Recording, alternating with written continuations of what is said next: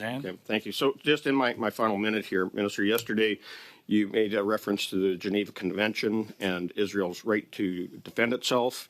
You believe that Israel has a right to defend itself and retaliate against Iran for the attacks? I think Israel has a right to defend itself and diminish Iran's capacity to So attack. you made the comment about saying that the striking nuclear sites, and we're talking weapons sites in Iran, and he says in violation of the Geneva Convention. I just want to read to you Article 56, as it is in Canadian law on the Geneva Convention, that works or installations containing dangerous forces, namely dikes, dams, and nuclear electrical generation stations shall not be made the object of an attack.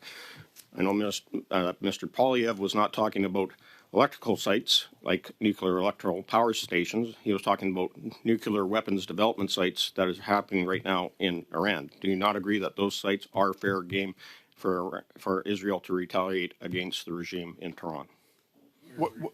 Yeah. Yes or no? It's not a yes or no answer. Canada is a signatory to the 1977 just protocols for the Geneva Convention, the law of armed conflict. The law of armed conflict very specifically prohibits attacking nuclear facilities because of the risk that it poses to innocent civilians and to the environment. That is a convention that the world has agreed to. 174 countries have signed on to that protocol. And I think it's reckless and irresponsible to call for attacks on military facilities nuclear facilities that are very specifically prohibited under international humanitarian Electrical law. power. We're going to have to leave it there. Thank you, gentlemen. So I will just share the rest of my time with Mr. Ellison. Thank you. Thank you, Mr. Chair. Thank Morning, you. Dean. Thank you, Minister, for being here. So my question to you is that do you believe that a terrorist regime like Iran should be allowed to develop nuclear weapons? I'm deeply concerned about the increasing military capability, including the acquisition of military weapons by a regime such as Iran. They have been the state explorer of terrorism around the world, and through the IRGC and through their Quds Force. They have demonstrated, support for other terrorist organizations, and yes, it's deeply concerning that such a regime should have that. So military why wouldn't Israel then have the ability to attack those sites? And again, I think the international community has a responsibility to do everything it can to prevent Iran from attaining those things. But at the same time, I think that should not be done in a way that puts countless lives and the environment at significant risk. Are they not legitimate targets?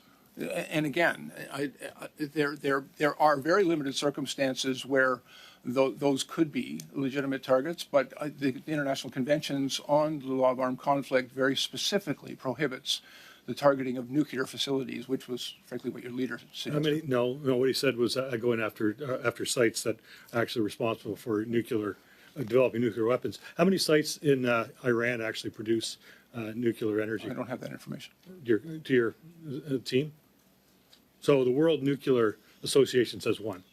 We're aware of it. We're aware of it is. So obviously we're not talking about targeting that. So why would we not just say that obviously we don't approve of them targeting sites that approve electron? That's not what Israel's saying, and that's not what our leader said either.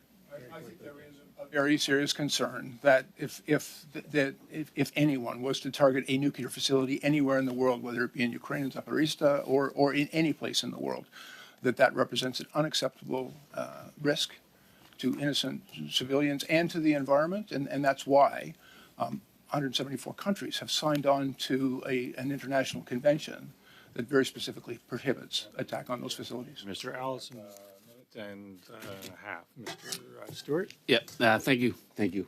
Sir, are you okay with Iran developing nuclear weapons? No. Okay, because earlier you said you were as concerned about it, so that's a very much better answer.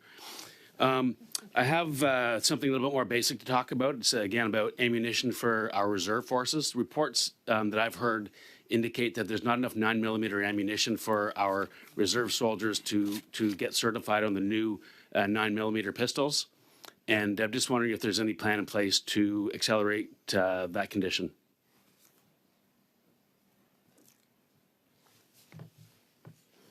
And then the next question.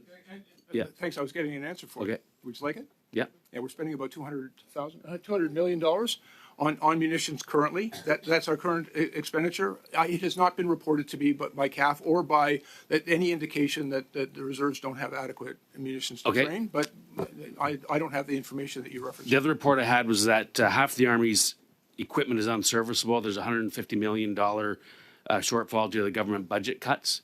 And I just wanted to understand what that says about the Liberal government's commitment to armed forces. Yeah, you're conflating two very significant issues. There is a real challenge with the maintenance of our equipment. A lot of it's old, and I see the brand new Lavs at Denison sitting there for weeks on end, not moving.